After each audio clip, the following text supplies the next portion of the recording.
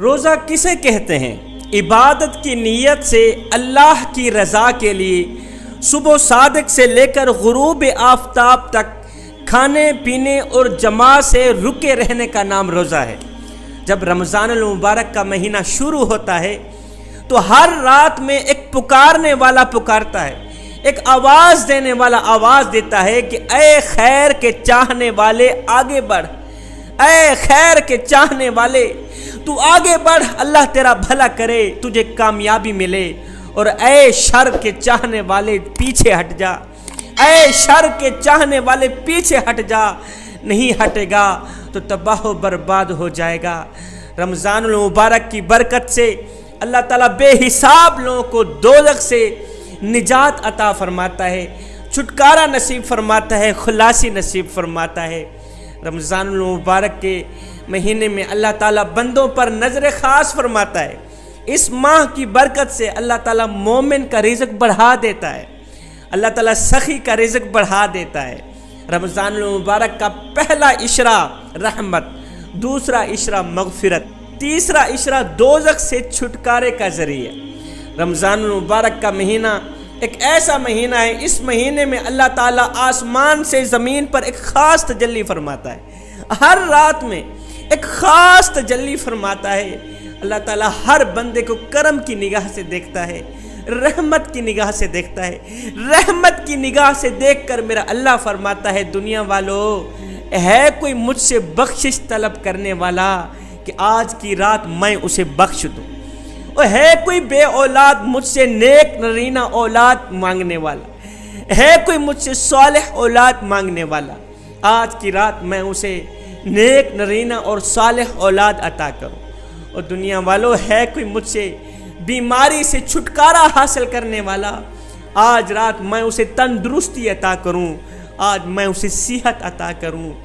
اور ہے کوئی مجھ سے اپنے گناہوں کی بخشش طلب کرنے والا، ہے کوئی میری آغوش میں آنے والا، آج رات میں اسے اپنی رحمت کی آغوش میں ڈھانپ لوں۔ ہے کوئی مجھ سے اپنی عمر میں برکت لینے والا، آج رات میں اس کی عمر میں برکت ڈال۔ اللہ تعالیٰ کی تمام کتابیں اس ماہ مبارک میں نازل ہوئیں، تورات، انجیل، زبور، قرآن مجید، یہ تمام کتابیں اللہ تعالیٰ نے اسی ماہ مبارک میں نازل فرمائیں۔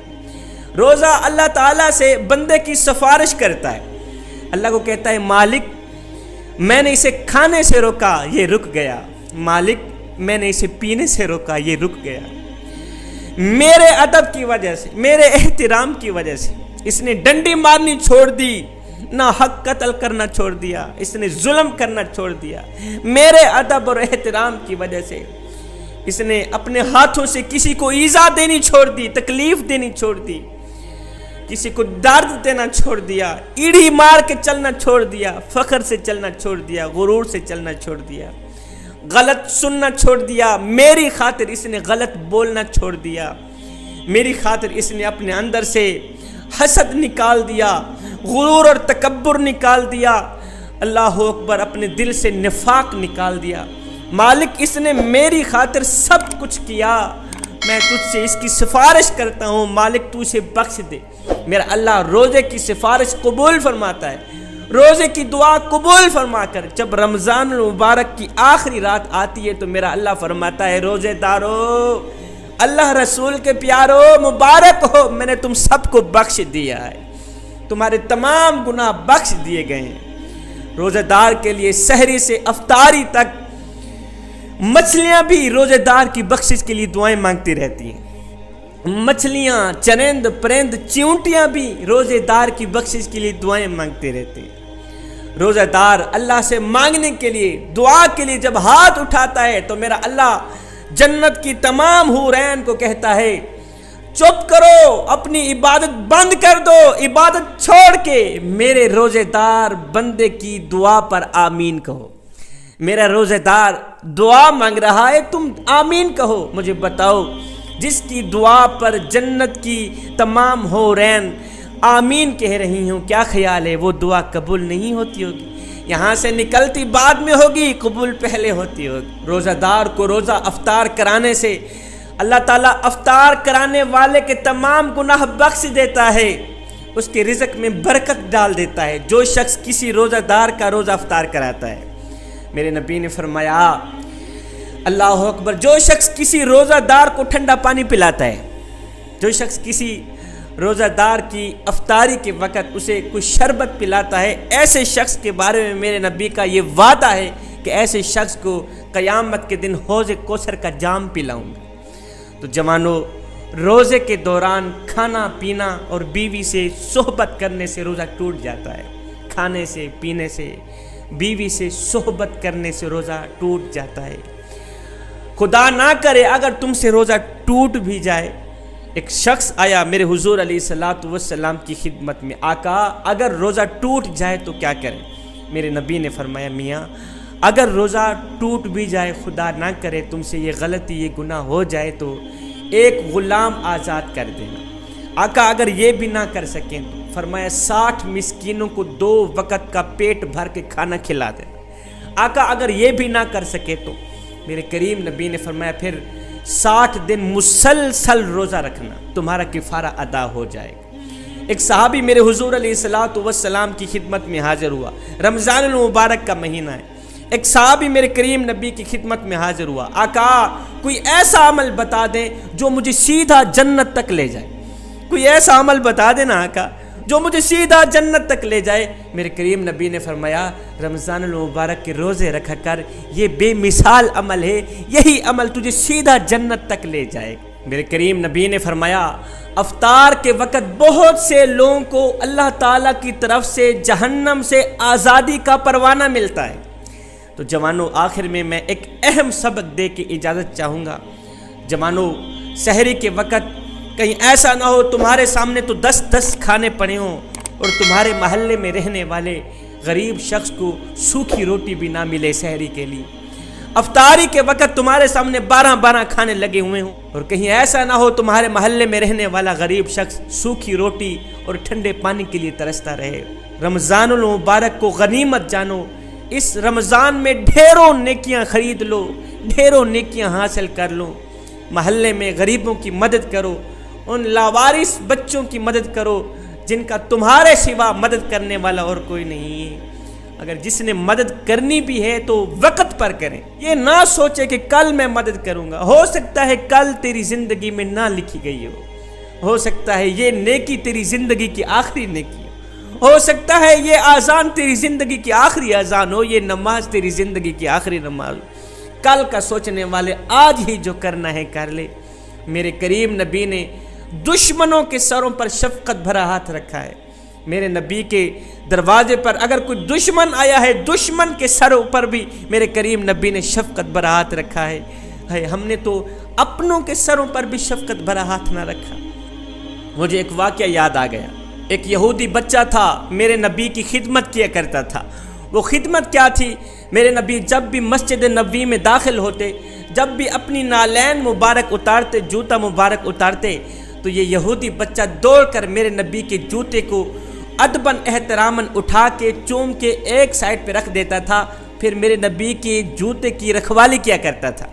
میرے نبی کے جوتے کو چومنے کے لیے، نالین مبارک کو چومنے کے لیے اگر اوپر چھوٹی موٹی مٹی پڑتی نا تو یہ یہودی بچہ فوراً ہی میرے کریم نبی کے جوتے کو صاف کر لیتا۔ میرے نبی کے جوتے کی رکھوالی کے لیے کھڑا ہے۔ میرے کریم نبی جب بھی مسجد نبوی سے باہر نکلتے تو یہ یہودی بچہ فوراً جوتا اتارتا، میرے نبی کے قدم مبارک پہ ڈال دیتا۔ جوتا پہنا رہا ہے، جوتا اتار رہا ہے۔ قربان جاؤں آقا کی امن پسندی پر، میرے نبی نے ایک دن بھی نہیں کہا تھا او یہودی ماں کے یہودی بچے کلمہ پڑھ لے، ایک دن بھی نہیں کہا تھا۔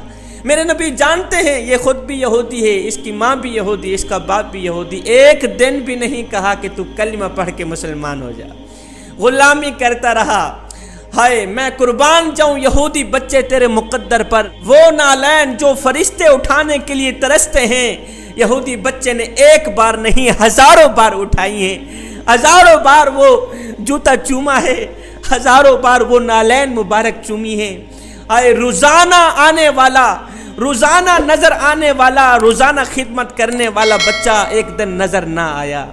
ایک دن گزرا، 2 دن، تیسرے دن میرے آقا نے پوچھا صحابہ وہ بچہ جو میری غلامی کرنے کے لیے آتا تھا، جو میری نوکری کے لیے آتا تھا، مجھے جوتا پہنا رہا ہے، جوتا اتار رہا ہے، میرا جوتا صاف کر رہا ہے۔ روزانہ نظر آنے والا بچہ 3 دن ہو گئے ہیں، نظر کیوں نہیں آ رہا؟ کسی نے کہا آقا وہ بچہ بیمار ہو گیا ہے، اور بہت زیادہ بیمار ہو گیا۔ میرے کریم نبی نے فرمایا صحابہ آؤ پھر چلتے ہیں، اس کا حال پوچھنے کے لیے اس کے گھر جاتے ہیں۔ کسی نے کہا آقا وہ یہودی ہے، وہ یہودی ماں کا بچہ، یہودی باپ کا بچہ، آپ اس کے گھر اس کا حال پوچھنے کے لیے جا رہے ہیں۔ میرے کریم نبی نے فرمایا صحابی وہ مسئلہ الگ ہے، یہ دیکھ کہ وہ نوکر کس کا ہے، یہ دیکھ وہ غلام کس کا ہے۔ میرے نبی اس کا حال پوچھنے کے لیے اس کے گھر پہنچے، دیکھا آدھی روح اندر ہے، آدھی روح باہر ہے، زندگی موت سے جنگ لڑ رہا ہے۔ میرے کریم نبی نے جب اس کی حالت دیکھی، میرے نبی نے فرمایا بچے ساری زندگی تو میری غلامی کرتا رہا، ساری زندگی تو میری نوکری کرتا رہا، ساری زندگی میرے جوتے پالش کرتا رہا، ساری زندگی مجھے جوتا پہناتا رہا، اتارتا رہا، ساری زندگی تو نے میرا دیدار کیا۔ میں تمہیں ایک ایسا تحفہ دینے آیا ہوں کہ مرنے کے بعد میرے اللہ کا دیدار بھی کر لینا، مرنے کے بعد میرے مالک کا دیدار بھی کر لینا۔ اور بچے اب پڑھ لے، اب میں تجھے نوازنے آیا ہوں، تیری ساری زندگی کی نوکری کی جزا دینے آیا ہوں، پڑھ لے لا الہ الا اللہ محمد الرسول اللہ۔ اس یہودی بچے نے اپنے باپ کی طرف دیکھا، اس کا باپ بھی یہودی تھا۔